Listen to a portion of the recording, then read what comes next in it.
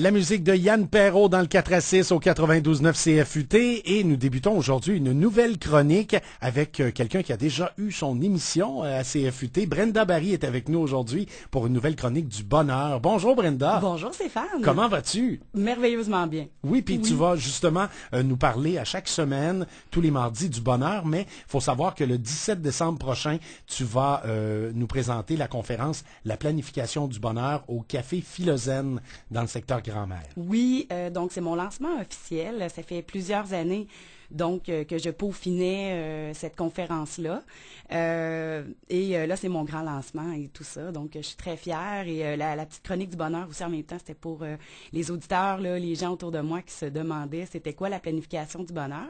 Et bien là, ça va pouvoir leur donner des petits cues puis une petite indication de c'est quoi. Puis en même temps aussi de faire des conférences. Ben là, la petite chronique, ça vient rajouter à toutes les semaines ce plaisir que j'ai là de partager. Qu'est-ce que la planification du bonheur? Ben oui, je savais pas que ça se planifiait, cette affaire-là. Oui, le bonheur, ça se planifie. Donc, c'est la planification du bonheur, ma conférence. C'est apprendre à améliorer et optimiser sa vie à l'aide d'un agenda. Donc, pour moi, c'est l'outil de prédilection, donc pour le bonheur. J'utilise mes agendas depuis 1991. Comme tous bons étudiants qui rentrent au secondaire, on obtient notre agenda.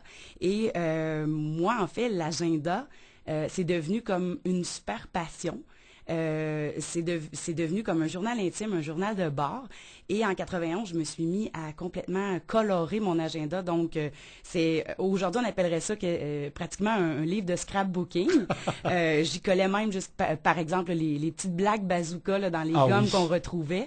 Ça, c'est un exemple de choses que je collais, puis toutes des petites informations un petit peu partout, prises à gauche, à droite, des photos, des petits collants, des petites notes, des chansons que j'aimais bien. Et donc, c'est devenu vraiment une passion de tout noter dans mes agendas. La planification du bonheur en elle-même, donc l'utilisation optimale d'un agenda, c'est une philosophie, c'est un mode de vie. C'est basé sur deux fondamentales, donc le réflexe automatique à prendre des notes et croire que tout ce qu'on fait sert et va servir à quelque chose tôt ou tard. Ça passe obligatoirement par le simple geste que de prendre des notes. On retrouve dans la société conventionnelle les factures, les contrats, la liste d'épicerie, les mots doux laissés sur le coin de la table de cuisine, les cartes de souhait, passer des examens à l'école. Et là, il pourrait y avoir une liste incroyable de tout ce qu'on peut faire, noir sur blanc, papier, crayon. Donc, le noir sur blanc, papier, crayon, c'est un incontournable. À tous les jours, on utilise ça depuis l'invention du papier. Donc, les notes se prennent. Je vais vous donner un exemple, dans le fond, de la philosophie de base. C'est comme construire une maison avec un plan. Certaines personnes, oui, arrivent d'instinct et de compétences naturelles à construire une maison sans plan, mais dans une grande majorité de cas, ça prend un plan pour bien évoluer avec notre souhait, ce vers quoi on veut aller. Bien planifié, bien d'où le mot plan. Oui. On dessine donc un plan pour structurer un bonheur futur. Le bonheur futur, donc, d'habiter notre maison bien construite et à notre goût, selon l'échelonnage de ce qu'on voulait et de comment on voyait notre vision future. Pour cette chronique-là, ici, présentement avec vous, je me suis fait des notes. J'ai structuré mon discours en vue d'être heureuse d'avoir mené à bien la présentation de mes idées. Je me suis planifiée du bonheur. Donc, c'est la philosophie de l'utilisation d'un agenda. Ça pourrait en gros, retourner à ça. Donc, comme le plan de construction d'une maison, l'agenda sert donc à non seulement à planifier donc la vie, mais devient, lorsqu'utilisé de façon optimale, un inestimable recueil d'informations, un aide-mémoire et même à la rigueur, un journal intime. Le marin, lui, a son journal de bord. Moi, je crois qu'on ne peut pas arriver à bon port si on n'utilise pas l'agenda. Certaines personnes n'utilisent pas d'agenda, mais ils ont une secrétaire qui le fait pour eux ou une réceptionniste. Stéphane, on ne pourrait pas imaginer un hôtel sans cahier de réservation ou même, je trouvais trop drôle le petit cliché de dire donc une émission de radio sans le même principe, sans sa grille horaire. Donc, il y a une structure dans le futur pour être heureux de ce qui a été mené à bon port. La planification du bonheur, dans ma conférence, je vais un petit peu plus loin aussi. La doctrine première, c'est d'apprendre à noter donc tout. En notant tout, on élimine beaucoup plus facilement les « Ah, j'ai oublié tel rendez-vous, je me souviens plus du nom de la personne que j'ai vue la semaine dernière. Comment s'appelait donc l'année passée, cet été, quand on est allé en voyage? C'était quoi le nom de la rue, puis de la ville, puis du gars qu'on a rencontré, puis la bâtisse? » Donc, c'est de là aussi que on élimine toute forme de perte de mémoire ou à perdre du temps à chercher une information. Donc, quand elle est notée, on ouvre l'agenda, voilà, c'est marqué en heure, en date précise, au moment présent où on a vécu X situation. À mon sens aussi, c'est super important de noter tous nos faits et gestes. C'est aussi important que de signer un contrat qui garantit des droits et des réalités. Donc, acheter une auto, pas de contrat, ben oui, mais ça, c'était sur la garantie. Ben, avez-vous la garantie, madame? Ben non, vous me l'aviez dit. Ah, voilà. Donc, ça revient un peu au même principe que de noter tout revient aussi important et précieux que toute forme de contrat qu'on pourrait signer. Donc, c'est comme un contrat avec soi-même qu'on signe, de dire « je vais me souvenir et je vais, de par mes notes, témoigner de ce que je fais et de ce que j'ai fait, de ce que j'ai vu, de ce que j'ai entendu, de ce qu'on m'a dit, etc. » Ça, je me donne les moyens de me rappeler tout ça, là. Oui, c'est ça, exactement. Donc, c'est vraiment un outil là, extraordinaire. On économise donc, voilà, beaucoup sur les mots de tête et les angoisses du type « Hey, faut pas que j'oublie que... » Parce que combien de fois que même à la rigueur, prendre une note, combien de fois dans une vie, on va l'écrire sur notre main. Hein, la pinte de lait ou passer chercher les enfants à l'école et lui apporter sa barre tendre ou son sac de hockey ou des fois c'est un élastique. Hein? Fait que, donc c'est la preuve que le cerveau, la mémoire a besoin d'une indication quelque part et c'est un réflexe que tout le monde a, mais de noter tous nos faits et gestes. Je crois que dans l'agenda, ça devient encore beaucoup plus utilitaire parce que c'est noté en temps réel à chaque jour qu'on le fait. En conservant nos agendas, parce que bon, moi je préconise vraiment de conserver les agendas chaque année. Moi, j'ai conservé tous mes agendas depuis 1991. Donc, je peux vous dire que j'ai comme ce qu'on pourrait dire, là, entre guillemets, la Bible de ma vie. Hein? Donc, oui, je peux retracer assez loin, merci. Et sinon, au minimum, moi, j'ai un de mes amis qui conserve les pages importantes. Donc, si ça va avoir été un rendez-vous très important avec quelqu'un, le numéro de téléphone de quelqu'un, lui, à la fin de l'année, déchire les pages, se fait un petit cahier, broche ça et il garde ça. Parce que pour lui, bon, garder tout l'agenda, il n'y a pas nécessairement assez d'informations pour noter tout ça. Mais quand même, il conserve ses pages. Donc, moi, c'est au minimum ce que je préconise. Vos informations importantes, prenez-vous un cahier et gardez-la dedans si vous voulez pas garder votre agenda. Mais je vous dirais qu'en tout cas, de conserver les agendas, moi, ça a eu quelque chose d'assez magnifique.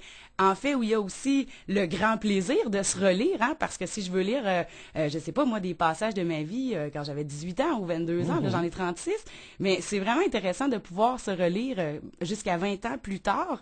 Tu as un exemple aussi de quelque chose où ça a été très utile d'avoir gardé des agendas? Oui, en fait, j'ai réussi à retracer une émission de télévision de 1997 parce que j'avais été invitée à Claire Lamarche sur le panel en avant et le sujet, c'était quelle serait l'école idéale pour vous. Alors là, j'avais fait, il faisait un appel à tous, hein, Claire Lamarche faisait un appel à tous, s'il y a des gens qui aimeraient participer à X de nos sujets. Puis moi, j'avais donné ma candidature, ça avait été retenu. Donc, on était plein de jeunes à travers le Québec, des étudiants secondaire 4, secondaire 5, qui étaient invités à venir parler, partager leurs idées de ce que serait l'école idéale pour eux. Et là, moi, je me suis dit, j'aimerais ça avoir l'archive de ça un jour. Il me semble que ça doit être spécial. C'est comme le premier grand moment où j'ai fait une présence médiatique. Et aussi, personnellement, j'avais envie de revoir ça. C'est sûr. Tu sais, c'est drôle, là. Donc, fait que là, j'ai communiqué avec les archivages de l'émission de Claire Lamarche. Et là, la dame me demande, Madame Barry, oui, ça nous ferait plaisir de retracer ça pour vous. Seriez-vous à peu près capable de nous dire quand, aux alentours, de quelle année, de quelle date ça aurait été diffusé? Ah, j'ai attendu un instant, madame, me donnez-vous une petite minute? Elle dit, oui, pas de problème, Madame Barry. je pars. Je suis allée chercher mon agenda de 96. Oui, c'est ça, 96. Puis j'ai ouvert l'agenda. J'ai feuilleté à partir du début de Tu te l'année. rappelais à peu près la période de l'année Février, où je savais. Là, c'est ça. je me souvenais qu'à l'époque, je me disais quel cadeau de Saint-Valentin d'amour de moi à moi. Donc j'ai fouillé aux alentours de février. C'était le 19 février 1996. J'ai repris le téléphone. J'ai dit oui, madame. J'ai dit c'est le 19 février 1996, très exactement. C'est écrit dans mon agenda. Ah, ben, il n'y a pas de problème. Elle dit, on vous envoie ça.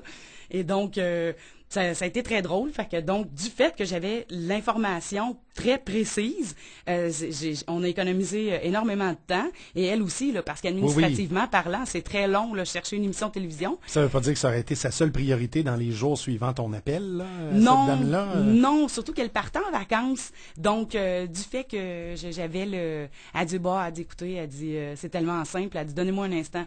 Fait que là, elle m'a mis en attente. Puis une minute plus tard, elle est revenue. Elle dit, voilà, elle dit, c'est parti. Elle dit, je vous l'ai envoyé. Donc, j'ai eu le grand plaisir de pouvoir revoir cette émission-là, mais 20 ans plus tard. C'était très cocasse, mais tout ça part j'ai vécu un bonheur total. Mais c'est ça la philosophie, la planification du bonheur. C'est que le fait que 20 ans plus tôt, j'ai écrit une date d'un événement qui était pour être très marquant dans ma vie. 20 ans plus tard, on me demande de sortir cette information. Comme ça, je l'ai redonnée. Alors, ça a été un très grand plaisir pour moi de vivre ça. Oui, oui, oui. Et puis là, pour la semaine prochaine, on va revenir avec... parce que tu as beaucoup parlé d'agenda, évidemment, oui. Mais il y a des gens qui se disent, hein, en 2016, des agendas papier et tout. Est-ce qu'on peut avoir une alternative à ça? Ben oui, plusieurs gens utilisent les cellulaires comme bloc-notes, utilisent leur portable.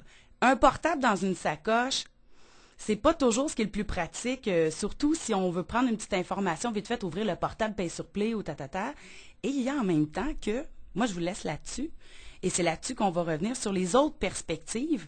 Si votre cellulaire, il casse, vous faites quoi pour vos informations? Perdez dans un quelconque cours d'eau, par exemple. Et voilà, ou c'est comme moi, ça m'est arrivé l'année dernière, le cellulaire passe en dessous de la roue de la voiture du voisin, il craque, la vitre est finie, et...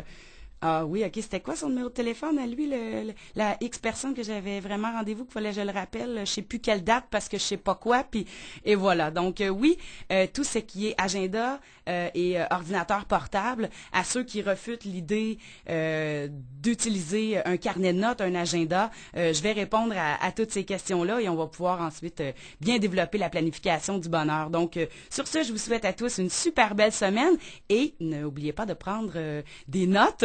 Et même prenez en note des questions si vous en avez. Vous pouvez me rejoindre sur mon site Facebook, ma page Facebook, la planification du bonheur. Et envoyez-moi vos questions. Ça va me faire plaisir de prendre quelques instants pour vous lire et de vous répondre, bien sûr.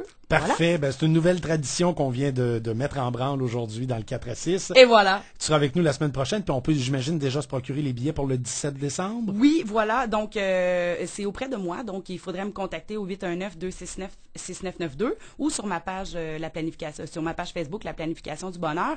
Dépêchez-vous parce j'en avais 50 au total. C'est des places limitées. Mm-hmm.